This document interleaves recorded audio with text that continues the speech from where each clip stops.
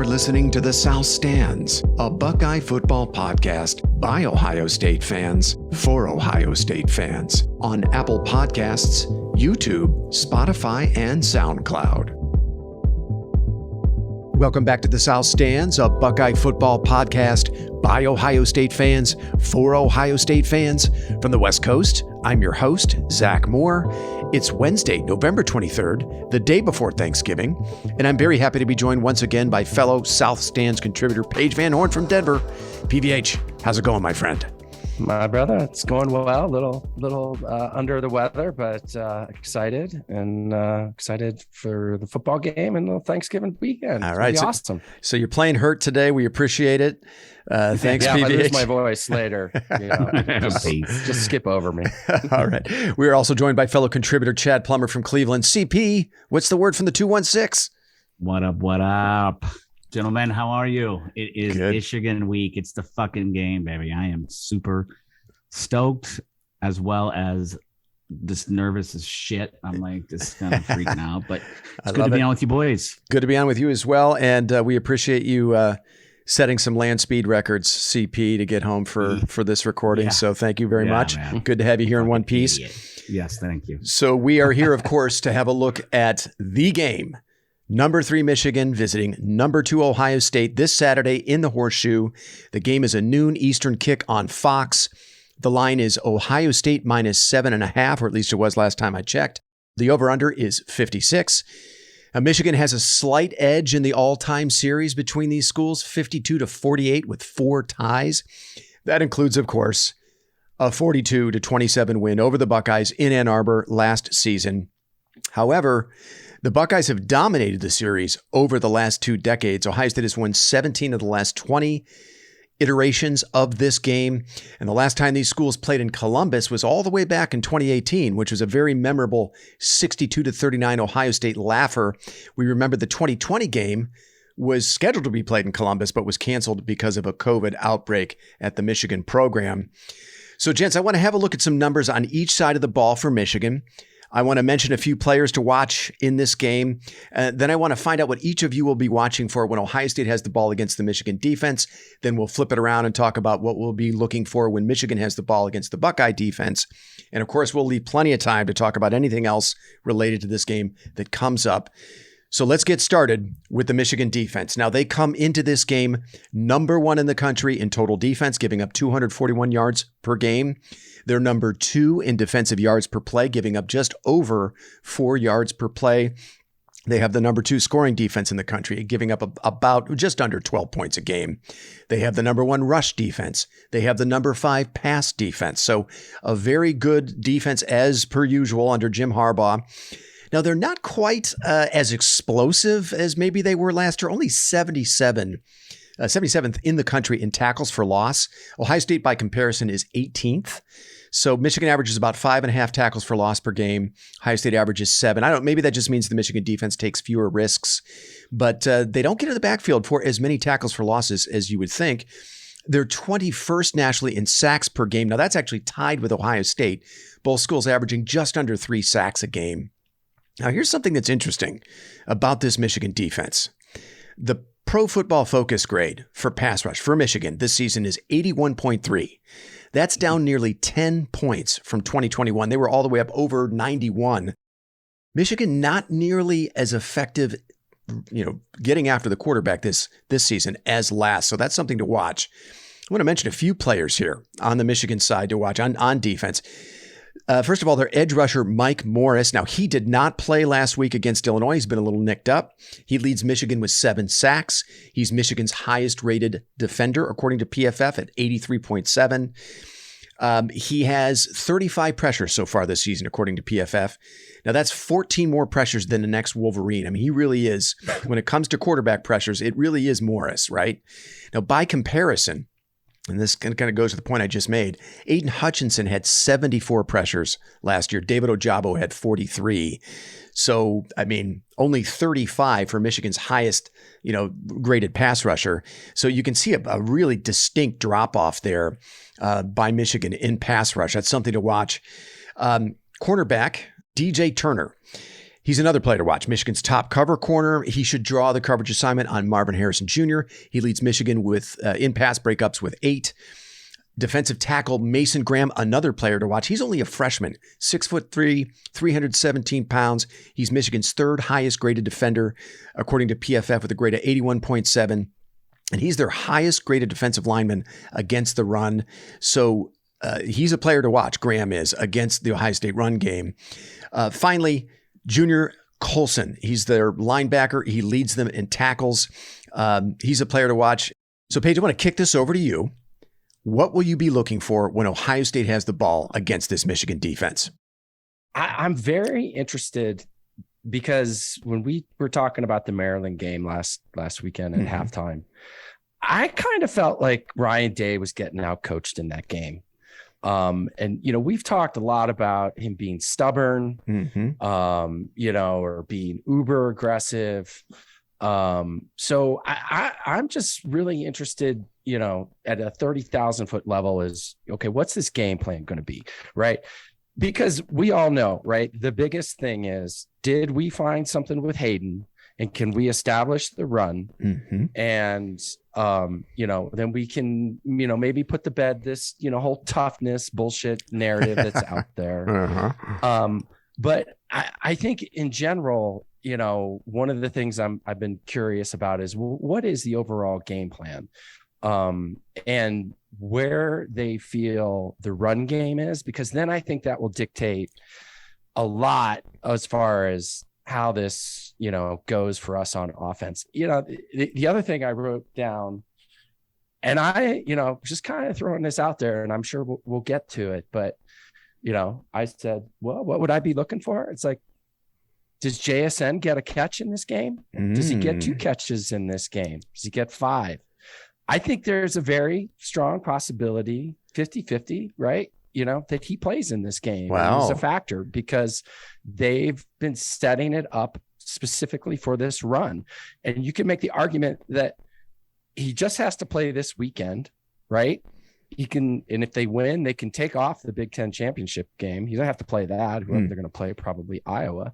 So I'll be very curious to see if he's going to be on the field, and I would not be shocked either way, right? If he's not going to play, okay, fine, but I wouldn't be all that surprised if he is. So, I think Day, again, like, he's got something to prove, and I think it's, the X's and O's and how they scheme for this defense. I mean, I read earlier this week, they were the number 1 total defense. I was pretty surprised by that. I knew they had a good defense. I didn't know it was the number 1 rated defense. Who they played. And I agree. Good point. Their strength of schedule is abysmal, but so those are a couple things, and if we can establish the run, and I'm super bullish on Hayden on this game, I think we're going to be in good shape. If we can't, it could be a long afternoon. I like it. Okay, CP, how about you? What are you going to be watching when Ohio State has the ball against the Michigan defense? Well, you know what? I'm going to allude more to the Ohio State offensive line. Okay. They need to win that in the trenches this year against their defensive line. Obviously, last year they didn't. And, obviously everything goes back to that being the key to our run game. So I think the Ohio State, I think they're up for the challenge. I think they're did you hear, what about Jones? Is he Matthew Jones? Yeah, that's a big question on that offensive line, right? And he was actually playing well these last couple of weeks. I think from what I've been hearing and reading, the expectation is that he will not play. And Enoch Vimahi will probably stand in for him at right guard, but that hasn't yet been confirmed. We won't know, until they take the field, more than likely on Saturday. Right. I actually saw him, and I'm not even going to attempt, and the butcher when it comes to a few of the games. I think I even called Hayden Dallas last week. So I did see. Yeah, if you get that wrong, dude, you can forget about some of those other names. Whatever Zach just said. Yeah, I did see him. He was he looked good. How he plays. I think he's been waiting. He's been waiting in the. In the background behind the curtain, and he looked pretty good. So, that obviously is a little bit of a, but here's the thing. I mean, these guys are all pretty big time recruits. So, it's step up, take over. Those guys need to be on the same page. They need to stop some of the stupid mistakes, penalties. 11 penalties last week. That was a season high. I'm with you there, CP. Good point. Yeah, this needs to be cleaned up. And quite frankly, I'm the firm believer that Day has a special play calling segment for this game, and I think he's been saving it. And I think he's been working on it since the day we fucking lost last year. And I don't think we've seen a lot of what we're going to see on Saturday. And yes, I do agree with Paige about, we're going to have to establish the run. Obviously they just set back in their, the defense. But I think Day has got, I don't think you're going to see any of those bullshit screens down there, anything like that. I mean, you may see one here and there, but I think he's been holding on to this little thing that his mind has just been writing down since that grim Saturday last year. So, okay, that's the biggest thing I'm looking at. One of the things I'm like, as far as the Michigan defense, they don't have Aiden Hutchinson. You know what I mean? And he was a fucking disruptor last year. Oh yeah, and we didn't have an answer for him. And like I said earlier, I don't think really who they played that has a decent offense, but aside. Although Illinois looked like they had a pretty good offense against that defense last week, didn't they? Penn State obviously probably, but I don't think they obviously faced no one with an offense even remotely close to ours. So, but that's what I'm looking for as far as when we have the ball. It's like when Michigan's on defense. So our offensive line, I think that's the biggest integral to this entire Saturday. Great. I'm with you, CP. Great observations. And like you, I'm going to focus on the offensive line a little bit here. I'm going to be watching the interior of the Ohio State offensive line. And you alluded to him earlier, Matthew Jones at right guard. He's been nicked up all season long, or for the better part of the season. He's had some kind of a foot thing happening most of the season. We saw him go down against Maryland. So I want to see how the interior of the Ohio State offensive line holds up against the Michigan defensive tackles, Mazi Smith and Mason Graham, without Jones, who, I think most people believe will not be able to play after the injury at Maryland last week. Enoch Vamahi is probably the guy to replace Jones. Could also be Josh Fryer, but the consensus seems to be it'll be Vamahi. And Fryer is more of a tackle prospect. Vamahi is more of naturally suited to the interior. So look, the guard play this season has been inconsistent. Donovan Jackson has also been a little up and down, though I think both he and Matthew Jones have been much better in recent weeks. But now that Jones is likely unavailable, Vimahi needs to step in at right guard and really step up his game. I think how they play there will dictate to a very large degree how well the Buckeyes can run the football. And they're going to have to be great because in all likelihood, a true freshman, Dallin Hayden, right, is going to be getting the most of the carries in this game.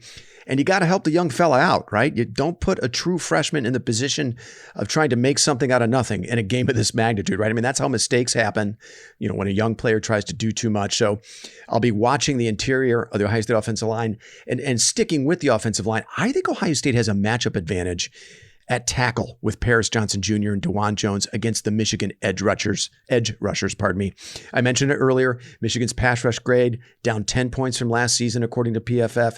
That's a pretty dramatic drop off. You just said it, CP. There is no Aiden Hutchinson for Michigan in this game. David Ojabo also. They're not the pass rushing force that they were last year. And that was really one of the big differences in last year's game. And, on top of that, Mike Morris, he was injured last week and didn't play against Illinois. So we'll see if he plays. If he doesn't play, I give Ohio State even more of an advantage in that matchup. If CJ Stroud is able to throw from clean pockets most of the day, I think it'd be big trouble for the Michigan defense. I mean, there are a bunch of stats that show Stroud is the best passer in the country by a wide margin when throwing from a clean pocket. And then speaking of Stroud, does it seem like he's making too many difficult throws? I appreciate the aggressiveness, right? But you can't be timid in a game like this. But it seems like there are 4 or 5 situations in every game these last 3 or 4 weeks where Stroud is opting to make the impossible throw into really tight windows when there seem to be easier throws available to him that would, keep the chains moving. Am I imagining that, CP? No, I 100%. Go ahead, Paige.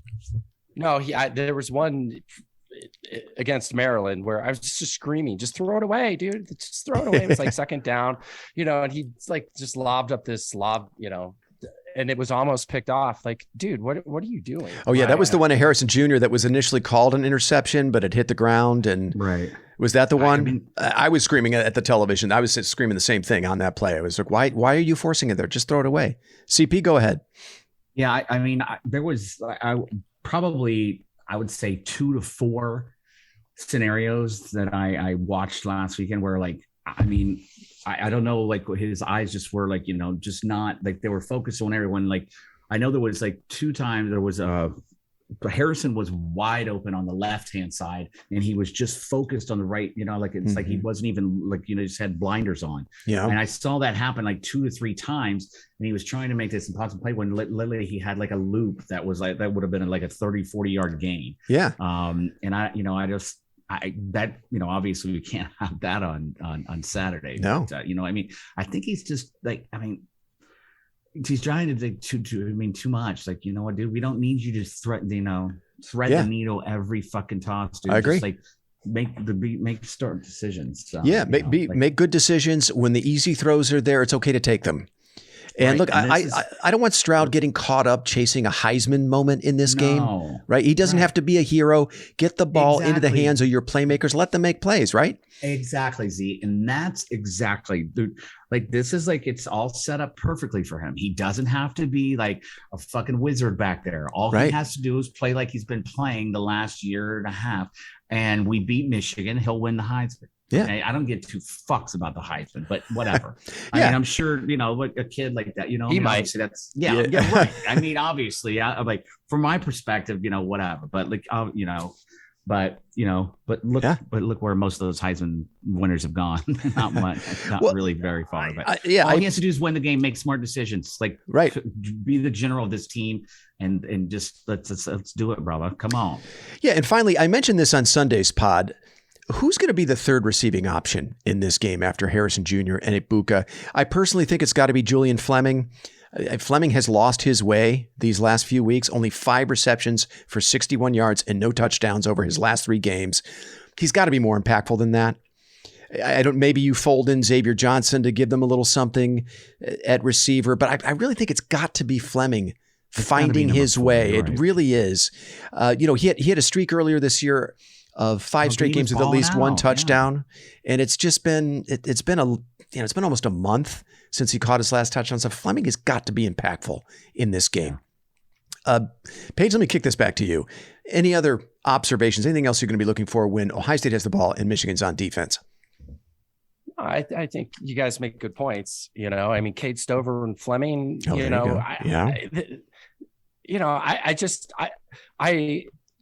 I kind of feel like the last few games, like defenses have been able to shut us down, for a period of time and be somewhat effective. And I think that's just basically because they're not respecting the run. And if you can establish a little bit of the run with Hayden, then I don't know how you can take away all these weapons, right? And, have Fleming in the slot with Stover in the slot and just, pick up 8 yards, and then you can go over the top with Harrison and Ibuka. But it seems to me like those guys haven't been quite as open these last few weeks.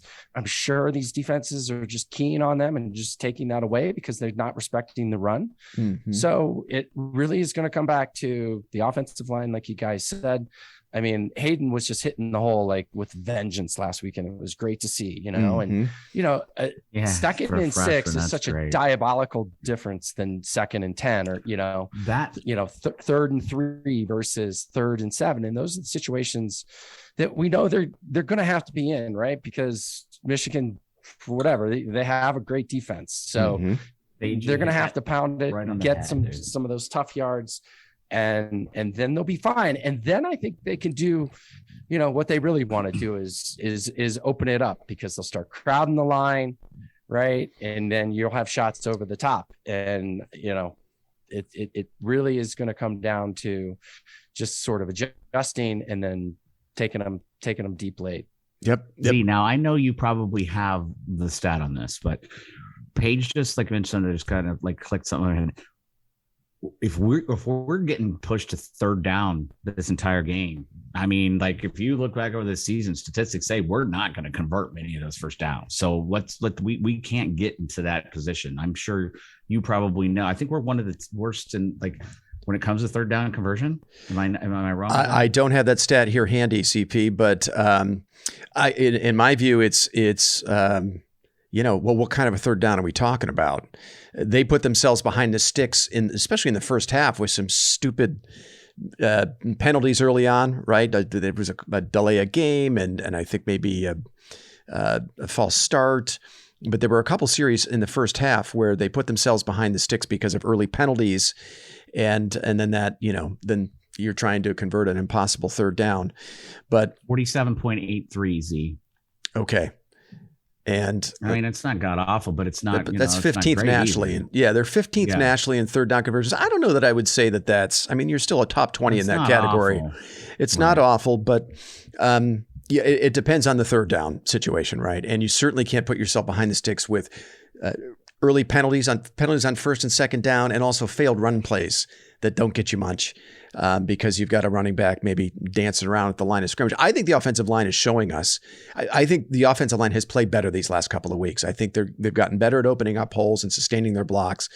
And to me, the difference, Paige, you pointed it out, was a running back that's just hitting the holes and hitting those cutback lanes and not trying to hit a home run every single time, just taking what's there.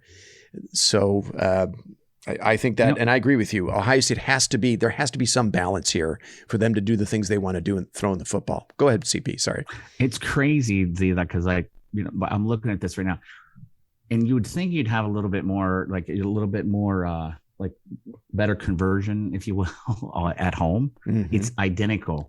All games is 58 attempts, 35% conversions at home and on neutral side, so away games. So that's kind of crazy. You'd think at home so hopefully that changes a little bit. Yeah, this weekend. Yeah. Big part of it is staying on schedule and getting that run game going. I really think the run game has had a pretty big impact on the third down conversions and why they're not as efficient on third down. So CP, is there anything else you're going to be watching for when Ohio State has the ball and Michigan's on defense?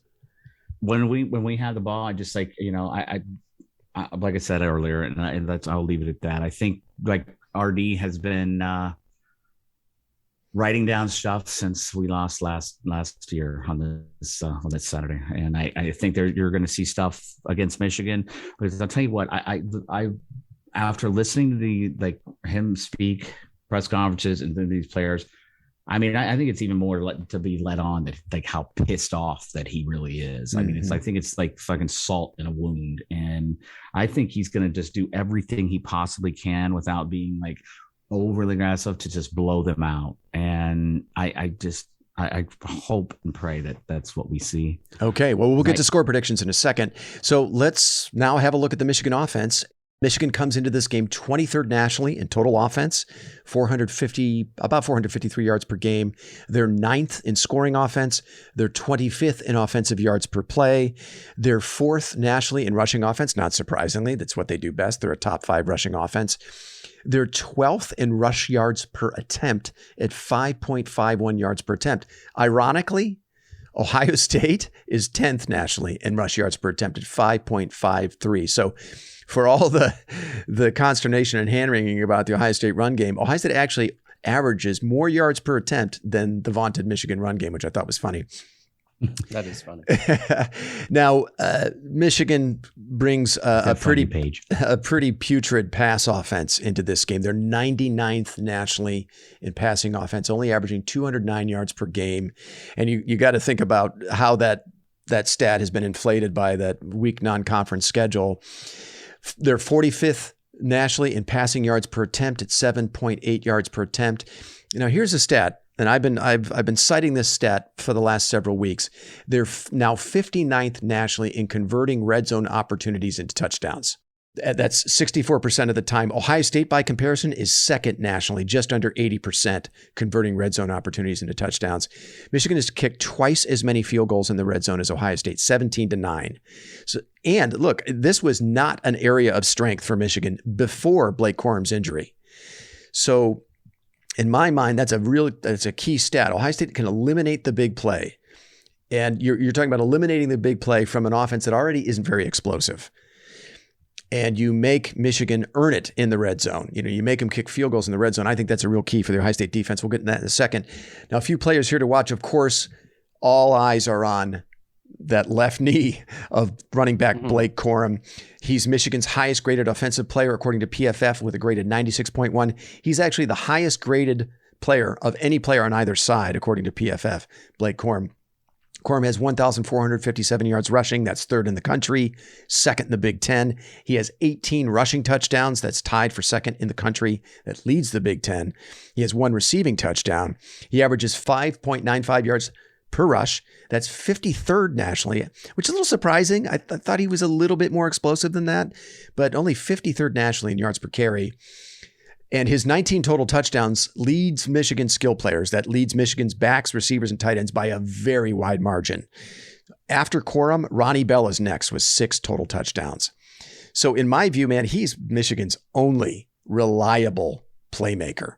And as we know, he injured his left knee in the second quarter against Illinois, played only 1 snap after halftime. And if you watched that game, you saw how badly his absence crippled the Michigan offense. Running back. I did get it. This is coming in right now, like live. Sorry to interrupt you, like from the BDB that he was delivering some turkeys over to the neighborhood and whatever. And a turkey was, how they were throwing him out of the back of the truck, actually hit him in the knee. And we're not quite sure that it could have been, there was a little limp on the way out. Yeah. Wow. So I don't know. Turkey bit him. Turkey came to life and bit him. BDB. Just another unverified report from BDB. Sure if that's true. If the turkey did hit it, like injure the knee, but that's what we're hearing. So okay. All right. Sure. All right. Well, the unverified reports, of course, but you're hearing this on the internet, so it must be true. Yeah. Running back Donovan Edwards, another player to watch in this game, guys. He's Michigan's second highest graded offensive player, according to PFF, at 89.8. He's Michigan's second leading rusher, 471 yards. His 6.7 yards per carry leads all Michigan backs, so he's more explosive than Blake Corum in that regard. He's also a very capable receiver out of the backfield, 14 receptions for 179 yards and 2 touchdowns. However, Edwards is also nursing an undisclosed injury. He missed most of Michigan's game against Nebraska 2 weeks ago. He only had 2 carries in that game before he left. And then he did not play against Illinois, as we know. So his status, I believe, is uncertain for Ohio State. Those would be 2 big losses. I mean, big losses for Michigan if neither of those 2 can play. I expect them personally to both play. And then, of course, there's J.J. McCarthy. He's 88th in the country in passing yards per game. 88th. 177.5 yards per game is his average coming into this one. He's 40th in yards per attempt at 7.9. He's 66th nationally in touchdown passes with only 14. He's 26th in quarterback rating nationally, which doesn't appear too bad, but by comparison, C.J. Stroud was number 1. And at one point, McCarthy, his completion percentage was over 77%. That was about a month ago. But he's completed only 39 of 78 over his last 3 games. That's 50%. 50%. So in the passing department, McCarthy is not getting better as the season has gone along. Actually, it's the opposite of that.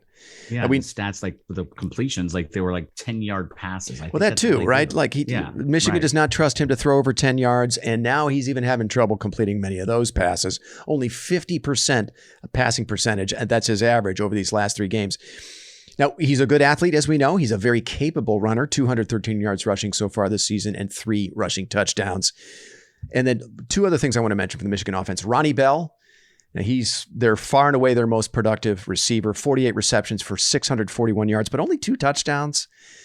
So, he's got more than, and the thing about Bell, he's more than double as many receiving yards as the next Michigan receiver and nearly twice as many receptions. So just not a lot going on for Michigan in the passing game.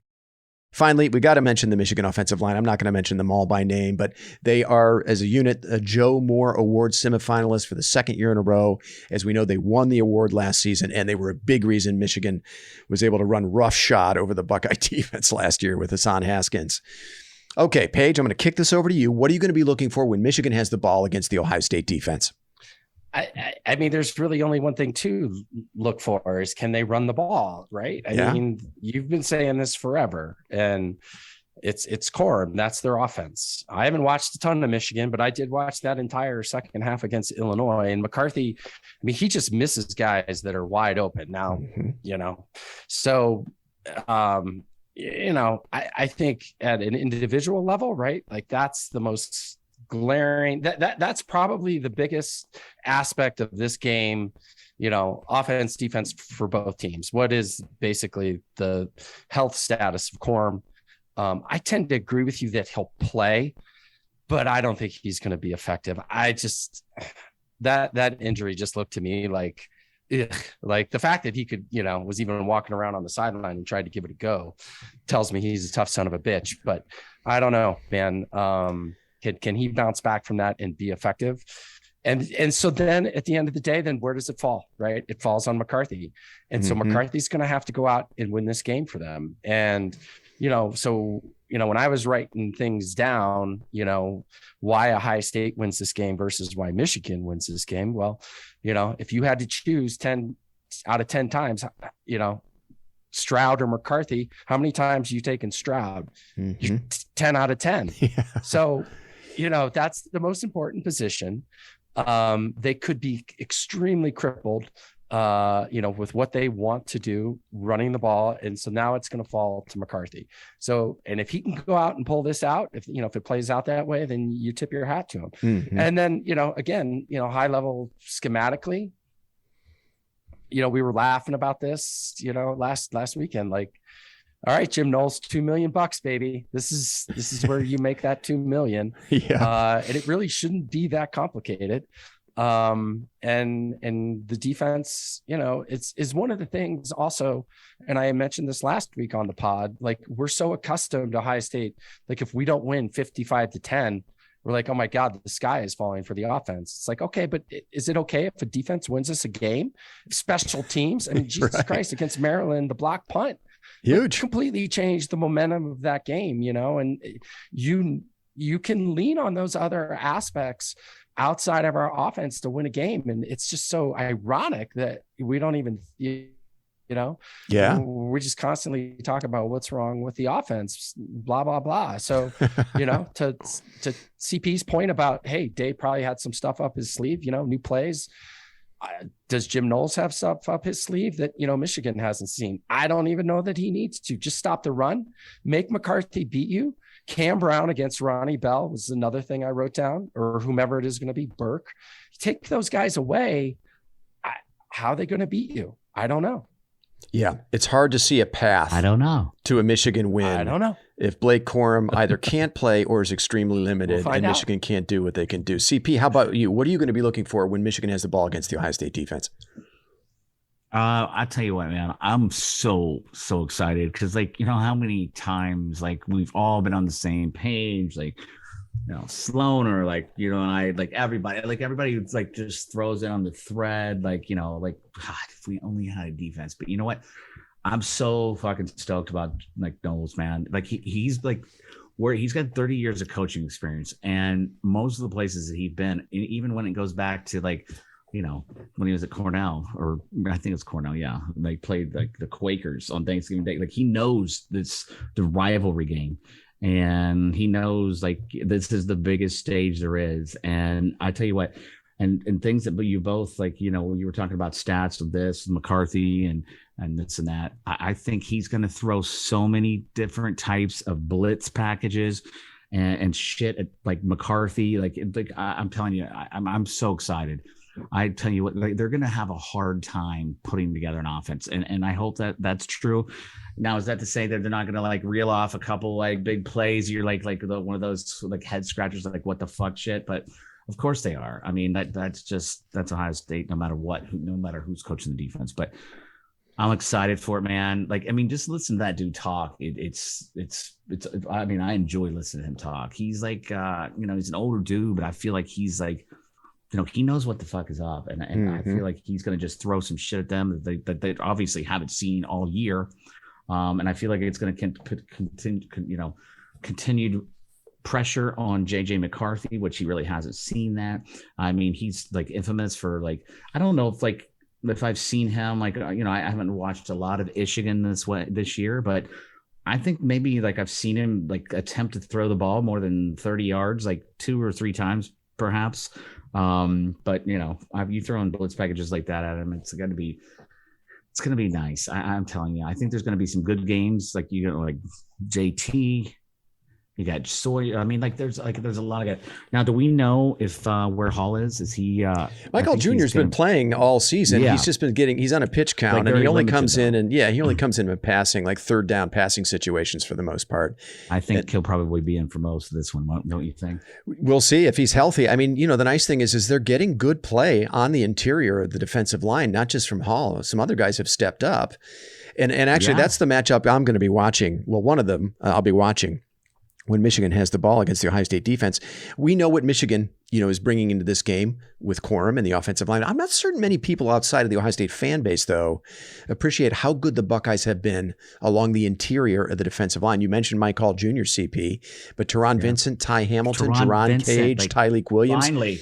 All of those guys have played meaningful roles this year and have made big plays at one time or another.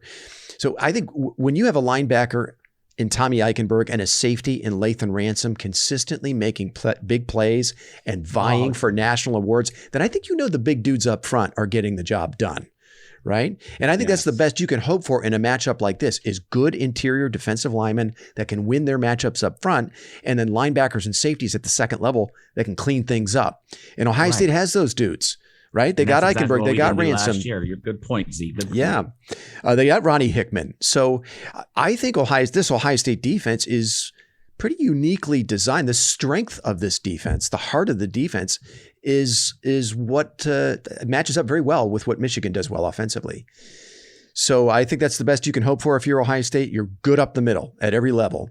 And that's what Ohio State is this season on defense. Now, Ohio State has to tackle well in this game. CP, maybe you mentioned it earlier.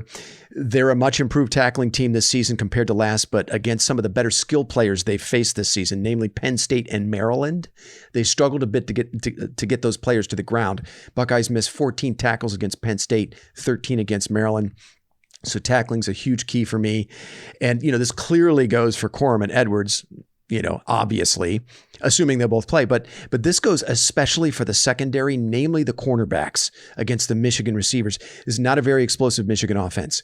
And I think they might really be searching for answers if they can't run the ball in this game.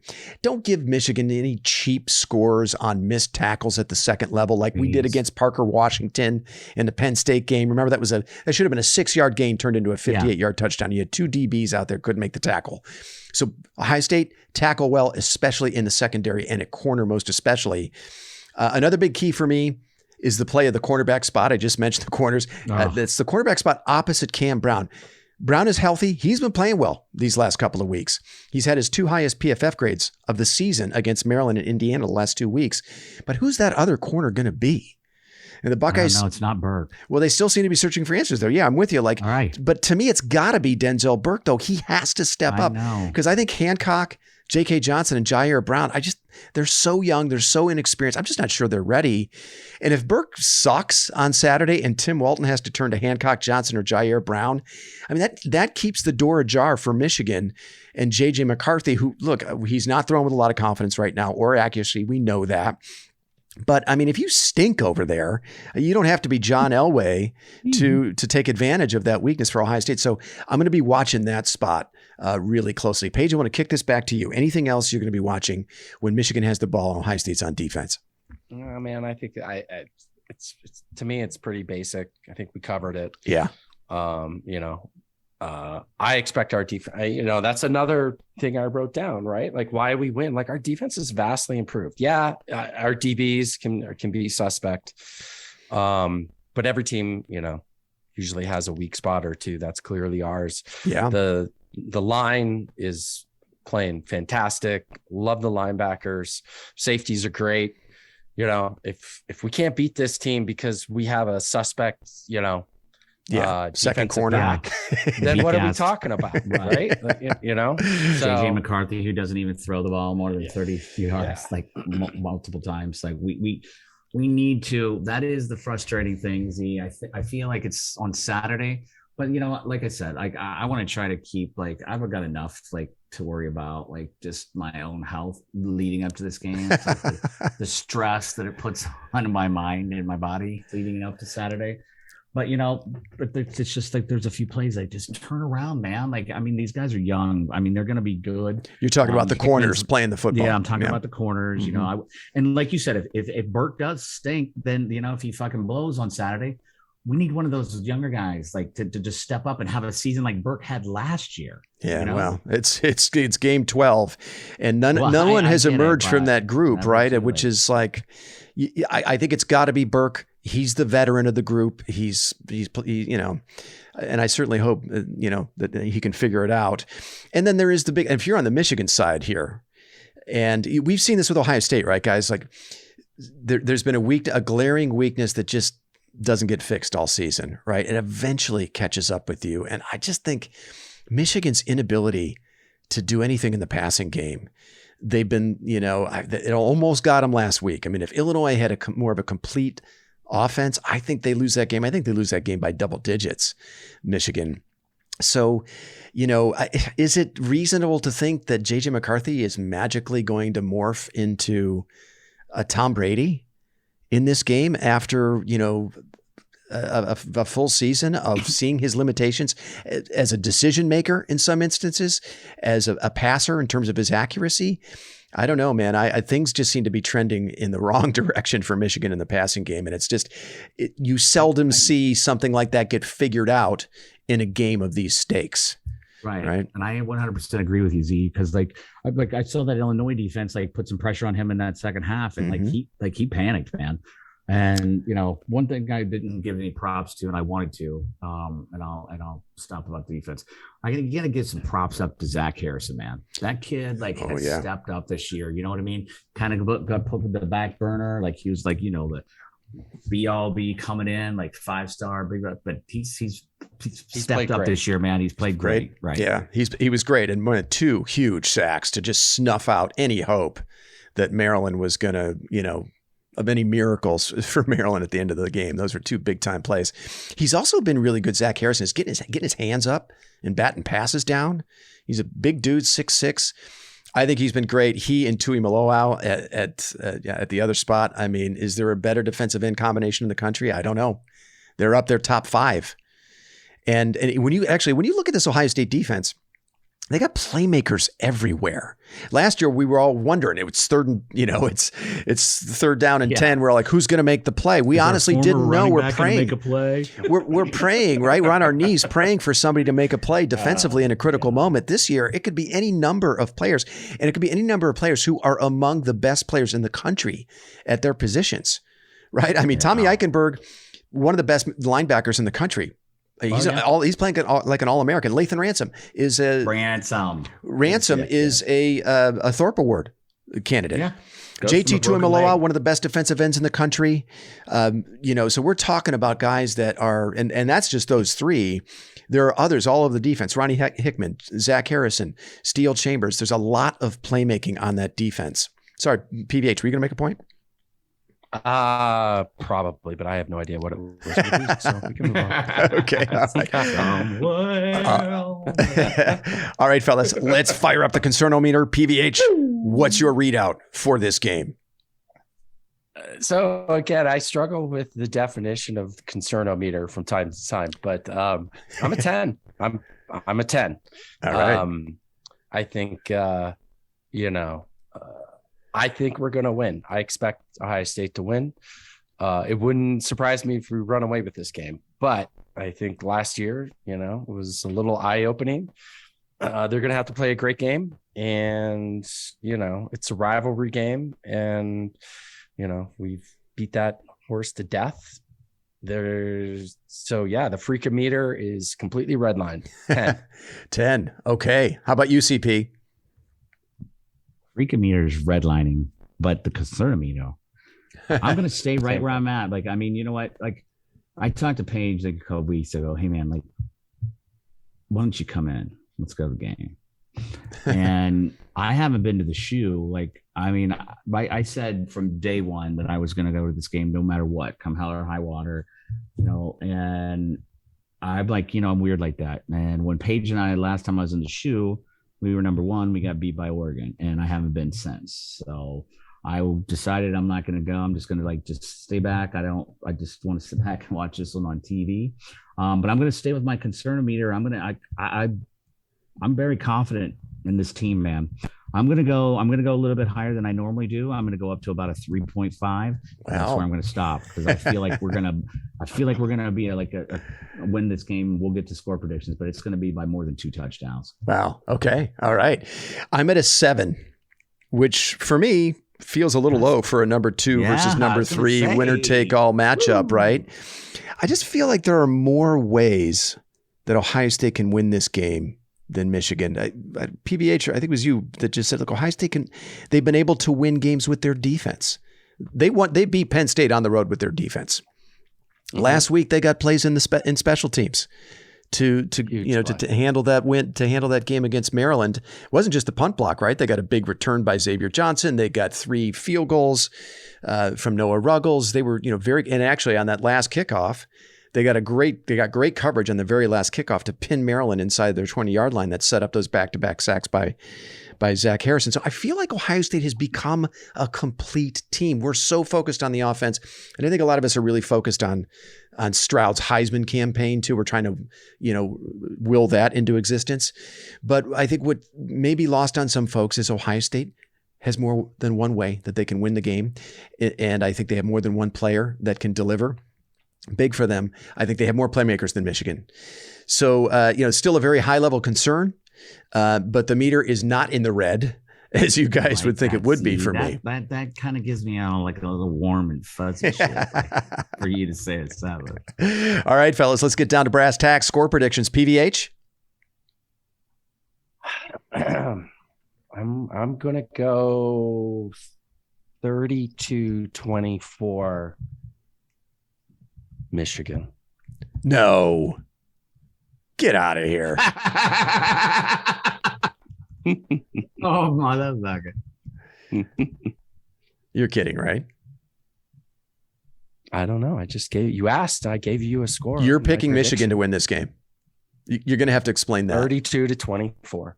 That's why I told you my concernometer was 10. Why? I usually contradict myself. Why do you think? I'm just getting over the fact that I fucking got this warm and fuzzy feeling in my stomach about going with a 7. Now I hear this bullshit. So what happens in this scenario that Michigan wins 32-24?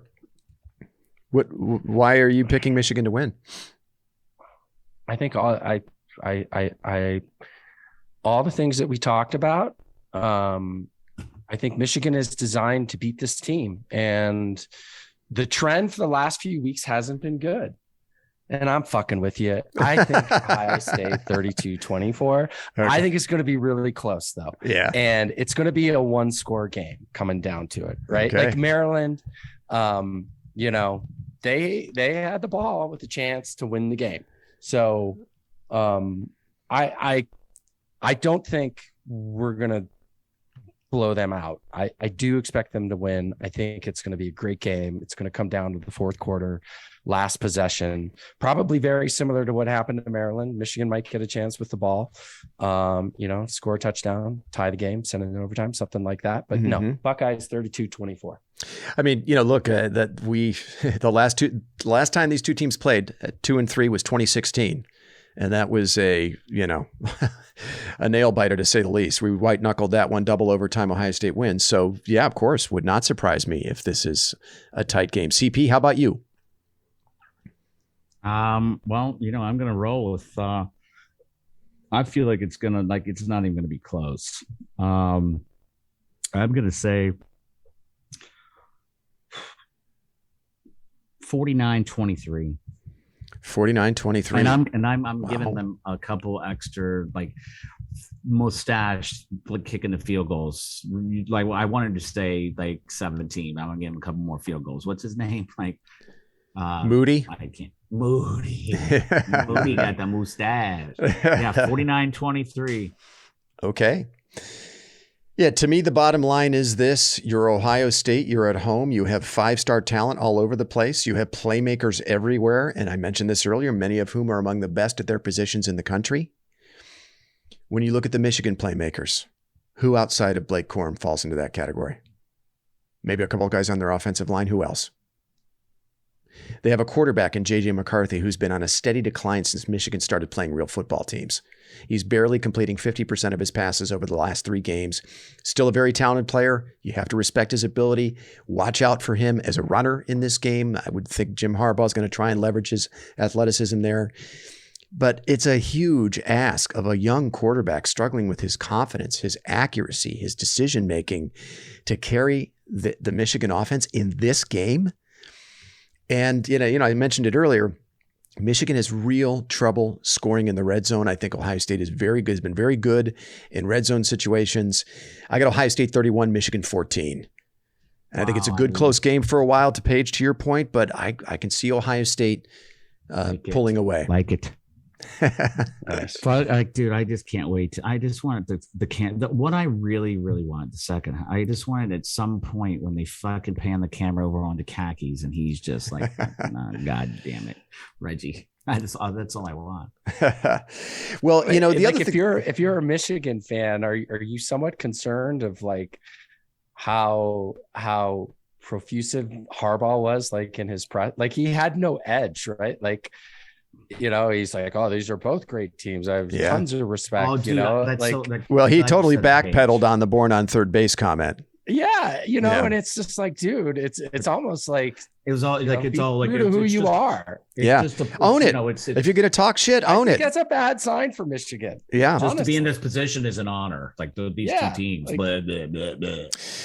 Yeah, and they did a lot of talking after that game. They've done a lot of talking since. That things like that tend to have an impact on a game like this. We know it certainly did last year when Ohio State did their talking, and Michigan cited several instances, several quotes in the post game that motivated them. So yeah, that's another thing we didn't even really cover. PBH. Yeah, I'm glad you brought it up. We mentioned that last week, Z.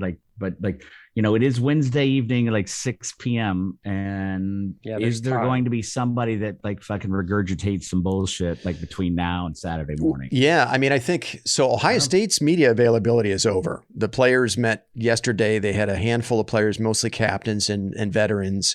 I think it might have just been the captains actually that met with the media yesterday. And that's it. Ohio State's media availability is over. So unless it comes from the Michigan, corner, or you got a player or something doing something stupid on Twitter. I think last year wasn't it Tyleek Williams who was stomping on a JJ McCarthy jersey and he posted that on Twitter. So hopefully there's some stupid shit like that. But look, we've got the motivation. You're at home. You've got a talent edge, and it's not just the recruiting rankings. I'm not talking just about that. We're talking about proven talent on the field, guys that are delivering big time for Ohio State. And I think there's just more of those dudes. We just got more than Michigan do. I'm sorry. Yeah.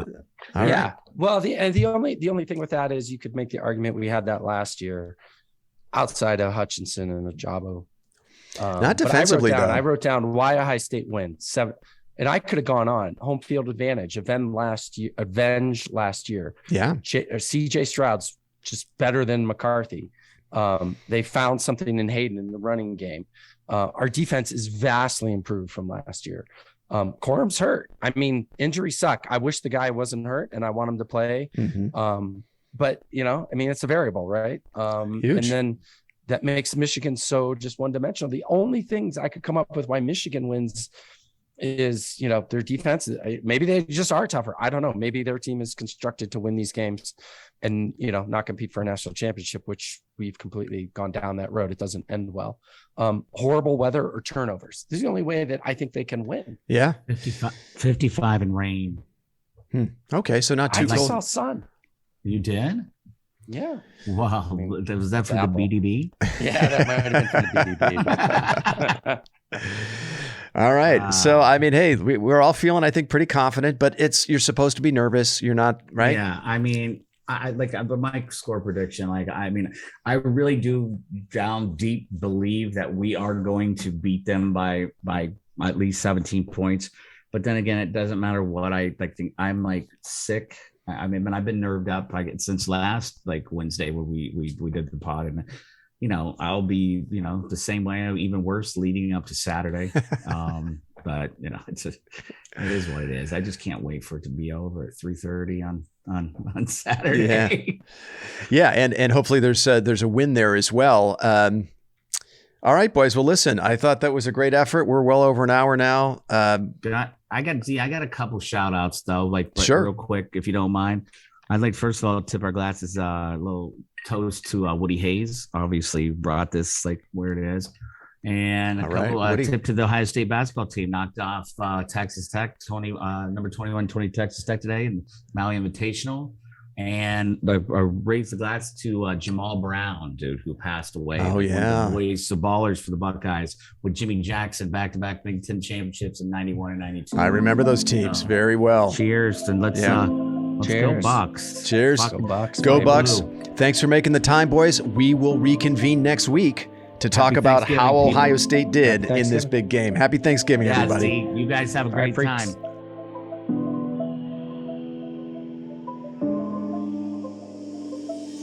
You've been listening to the South Stands, a Buckeye football podcast. You can follow us on Twitter, Instagram, and Facebook, and visit our website at southstandsosu.com.